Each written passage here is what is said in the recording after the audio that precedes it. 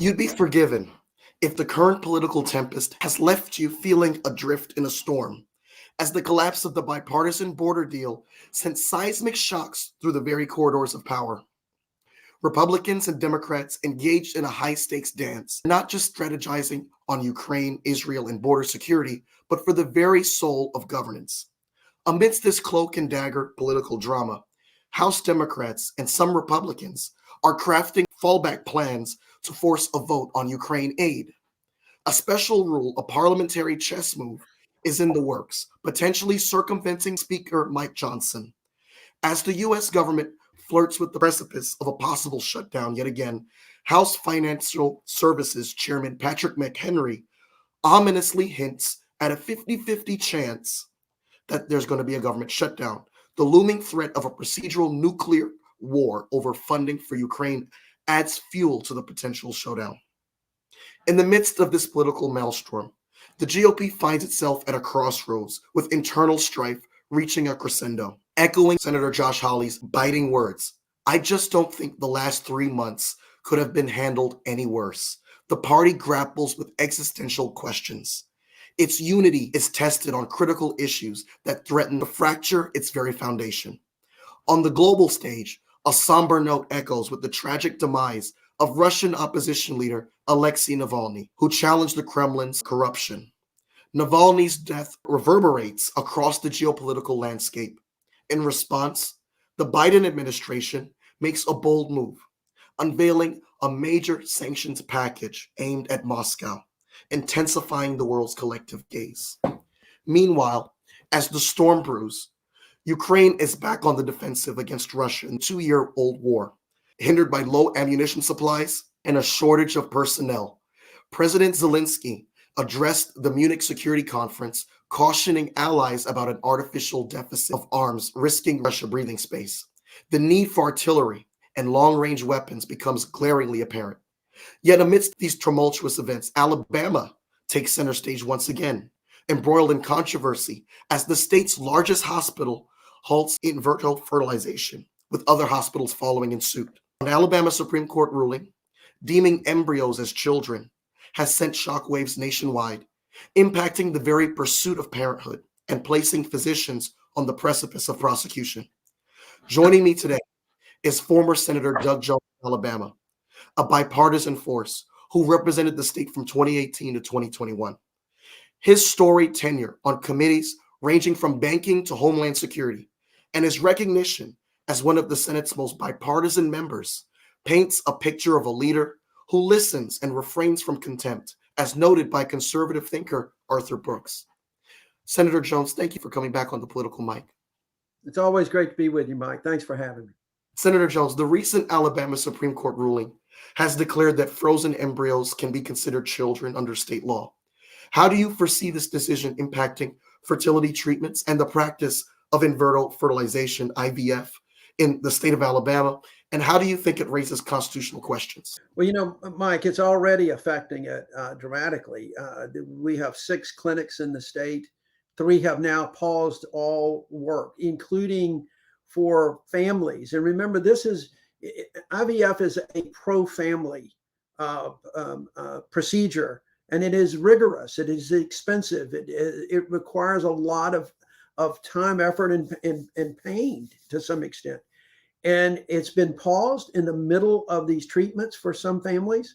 It has been paused for new clients. And so it is already affecting those families who really want to have children and now may not ever be able to. And this is a direct result, Mike. Let's make no mistake. You can draw a direct line with this and the far right's march toward overturning Roe v. Wade, Donald Trump's decision with 3 members of the Supreme Court that promised to overturn Roe v. Wade to him. This is a continued threat that we see on women's health, women's reproductive rights, and now it's going to even pro-family issues. And so I think that this has a dramatic effect there. And there's a secondary effect that I think we'll see in Alabama. And that is, the first clinic to pause was the clinic at the University of Alabama in Birmingham, who has always recognized one of the finest obstetrics and OBGYN in the country. They have paused this. How are we going to get doctors to come to Alabama, OBGYN doctors? We've already got a shortage in our rural areas. How are we going to attract folks into this? And our businesses need to step up. We've seen enough of this kind of crap in Alabama, and they need to step up and start demanding better from our legislature and our public officials. Given your extensive experience on the Banking, Housing, and Urban Affairs Committee, how do you see the economic implications of the court's decision on fertility clinics and the broader healthcare sector, particularly concerning the freezing of embryos and the potential limitations on modern healthcare availability? Sure. Well, it's already going. It's going to have an impact in any number of ways. It's going to have an impact on families, but it will also have an impact, I think, economically for a state that people will just not come. They will not move here. They want to do, and it's not just the doctors who may not want to come or the scientists who may not want to come. When a business is trying to expand or a business is opening in Alabama, they're going to look at things like this, and will treatment be available for their employees, for their officers, and folks like that may not be able to have children without IVF procedures and treatments. I think it's going to have a long-ranging impact for the state economically if something's not done. There's already been some bills being introduced to try to overturn it. I don't know if they will be able to do that or not. I don't know if they'll be successful, or in some cases, I don't know if the bills really will. It's sometimes the medicine's worse than a cure. So we'll have to see how that goes. But certainly this is what I think people have to start looking at as well, Mike, is that although that decision just applies to the state of Alabama, you will see it being cited in other lawsuits around the country, where these far right groups are going to want to do the same thing. They're going to want to come after IVFs. They're going to want to come after contraception. It is going to be looked at. Legislators will look at it. So it's going to have an effect, I think, around the country if something's not done. And you have, Senator Jones, in the wake of this ruling, several Republican governors, including Brian Kemp of Georgia, Bill Lee of Tennessee, and Chris Sununu of New Hampshire, expressing support for in vitro fertilization. How do you interpret this apparent division within the Republican Party between those who oppose abortion but endorse IVF and those who align with a more traditional stance on reproductive rights? Yeah, it's kind of like the dog caught the car. Okay, they didn't know, they didn't actually see it. For years, Mike, the abortion issue has been fodder for politics. It's been all great campaign ads. We got to overturn Roe versus Wade. I'm pro-life, I'm pro-life, I'm pro-life. And they never thought what the hell it truly meant when they were talking about things like this. They talk about how science has changed. And that's why we've got to change the period of which a woman can actually seek an abortion. They've talked about all that, but they don't see the advances in science with IVF and others, and they don't think this through enough. And so I watched Governor Kemp's answers. I've watched others, and they are doing gymnastics, mental gymnastics, to try to figure out how to maintain that pro-life position that they've had in the past with what now is facing them with the reality of today. And that's what was predicted by so many people when Roe versus Wade was overturned in the Dobbs decision. That was predicted by so many folks, and these pro-life Republicans never saw it coming, and now they're having to dance on the head of a pin, and they're not doing a real good job of it, by the way. One issue that Republicans seemed to win on was border security. They actually moved Democrats to the right legislatively with this new border legislation that was recently shot down by the Republican Party itself. The collapse of the bipartisan border deal stirred a significant political storm, with Democrats seizing the opportunity to go on the offensive. How do you assess this strategic move by Democrats, framing Republicans as flip-flopping on an issue they've long championed, and what implications could it have for the 2024 presidential election coming up? Well, I think, Mike, that what happened lately when Donald Trump came out and publicly said, even before that bill was the text of the bill had even been made public. Donald Trump came out and opposed it and literally said, we don't want to give Joe Biden a win. He wanted to put his political future, the Republican Party's political future, ahead of the country, and a problem at the border that everyone recognizes existed and still exists, and that something needs to be done. But the politics of the moment, and Mike, a lot of folks forget, but this was not the first time Donald Trump did this. When I first got to the Senate in 2018, right after I got there in early January of 2018, Donald Trump made a speech in which he said, I think we should do something other than just total immigration reform. Let's do a two-tier. Let's do two tranches where we give some path to Dreamers and DACA, and we fix that. But let's also secure our borders. If we could do those two things, I would sign that legislation. Well, a group of bipartisan senators that I was a part of, we called ourselves the Common Sense Coalition, got together once a week in Senator Collins' office, and we hammered out an agreement to do just that. It was great to work with across the aisle and come up with an agreement, much like what happened here. And at the last minute, Donald Trump saw that that was going to be that border issue, which would have provided 20 some odd billion for border security, including some of the wall, was going to take away an issue going into the midterm elections. And so he said, no, we can't do that. We got to do it all. We got to do it all, knowing that that was never happened. So he pulled the rug out from under Congress then, and that bill got defeated by only 3 or 4 votes. We would not have the problems that we have today if that bill had been enacted.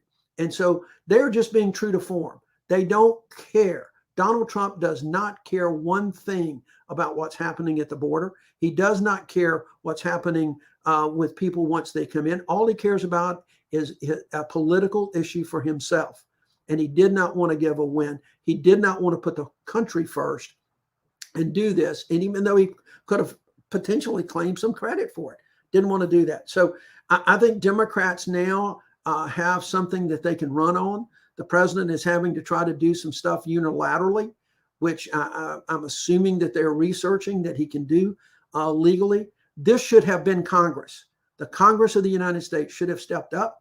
They should still step up. This is their job to do these kind of things and have this kind of immigration policy changes that would help secure our borders and give some sense to our immigration system. Considering the recent outcome of the special election in New York's 3rd congressional district, where Democrat Tom Suozzi emerged victorious, campaigning on the GOP's failure to pass the border bill, how do you reflect on the impact of the immigration debate in local elections and just bipartisanship as it pertains to the national legislature? You have Representative Steve Scalise, a man who could have been the Speaker of the House right now, saying that President Biden is not serious because he's not negotiating in the aftermath of the failure of the border bill that just failed in the Senate. What are your thoughts, sir? I think that that's going to fall on deaf ears. He looks foolish to try to blame this on Joe Biden.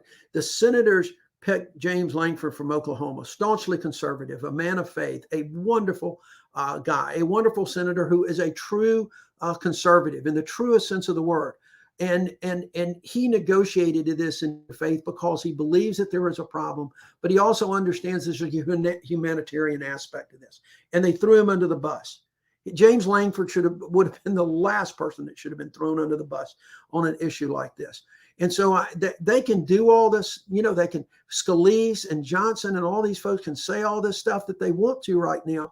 But the fact of the matter is, when you look at what that bill did, it is almost entirely what they want. It was the Democrats who were holding their breath and holding their nose to vote for it because it was more conservative than most Democrats really wanted. But they also Democrats recognize there is a problem and we've got to take some steps. So I think that the immigration issue has been turned on its head. I've never really understood why it was so hot as a local issue, except in cities that were directly affected. But the fact is, it has been, and people are concerned about it.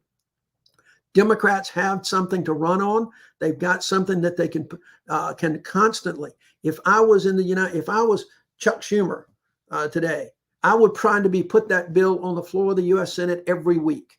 If I was in the House, I would be giving a speech and trying to reintroduce it and do something to try to get it on the floor of the House every week to make sure that they knew that Democrats were trying to work to solve the problem through Congress, which is the way it should be. And of course, as the world is looking to the United States in terms of what it's going to do for further aid to Ukraine, Taiwan, and our ally Israel, there's also the looming threat of another shutdown. You have Chairman Patrick McHenry mentioning a 50-50 chance of this shutdown happening in early March. How do you perceive the internal dynamics within the GOP, especially Speaker Mike Johnson's concerns about being ousted? And what role might his leadership or its potential absence play in resolving or exacerbating the situation? Yeah. Mike, I got to be honest with you. I, in my wildest dreams, I can't figure out what's going on in that Republican caucus in the House of Representatives. They have so many factions, and they seem to be fighting each other more than they are doing anything else. The one thing that is for sure is they don't give a damn about governing. They simply do not want to govern. They want to show ponies to get out there and do political speeches, and that's all they seem to want. And I include Speaker Johnson on that. I have, except for some budget areas in the early going, I haven't seen a real inclination from him to be able to do anything that would get these appropriation processes really in a position that it can be passed by a bipartisan majority. And that will have to include a number of Republicans, which they will get if they put it on the floor. This, none of these people seem to understand or know anything about history, much less the actual workings of the government and how many lives will be affected if we have another government shutdown. It's too easy to shut down the government for political reasons, but there are people out there that are depending on the United States government for any number of things, but they don't care. They don't seem to care. So we will see how it goes. I think we'll have some other continuing resolutions. Maybe they can pull this together, but at the end of the day, I believe at the end of the day, it's going to be up to the Speaker of the House to exercise some real governing leadership and say, we're going to put a bill on the floor that I know is not going to get perhaps even a majority of the Republicans to vote for it, but it will get almost every Democrat and it will pass the House overwhelmingly. That's what leadership looks like. Thus far, we really hasn't seen that too much from Speaker Johnson. And lastly, Senator Jones, before I let you go, if you could share your thoughts on the recent passing of Alexei Navalny and also the recent comments by former President Donald Trump comparing himself to Alexei Navalny, someone who was an anti-corruption candidate who dedicated his life to opposing the very man that Trump has chosen to believe above his own U.S. security intelligence agencies. You have Zelensky calling for the United States Congress to act after the Senate passed a $95 billion foreign aid bill, and the Republicans are abdicating their role as the party of national security. There's no question about that, Mike. And I want to be honest. I'm not even going to dignify the comments of Donald Trump by acknowledging him. The man is I think dangerous for the security of this country and for the security of Europe. Navalny was a freedom fighter in the truest sense of the word. He understood what was going on in Russia and outside of Russia with the way that Putin is bloodthirsty, murderous. And he knew exactly what his fate would be when he came back to Russia, only to be arrested the moment he set foot back in Russia. He's a brave man at making a point, sacrificing himself for a point.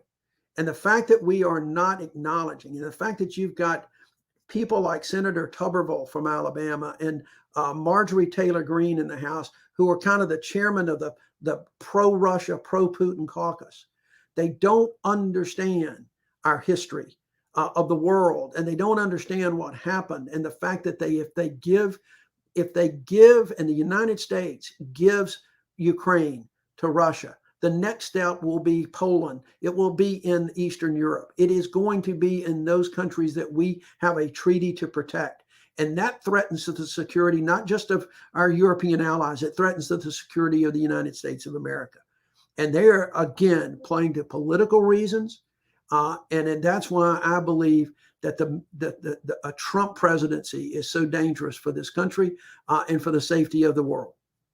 Well, Senator Jones, thank you so much for your time. We love having you on this platform. We appreciate you making time to come out. And with that being said, that's going to conclude episode 126 of The Political Mic. Thanks for tuning in.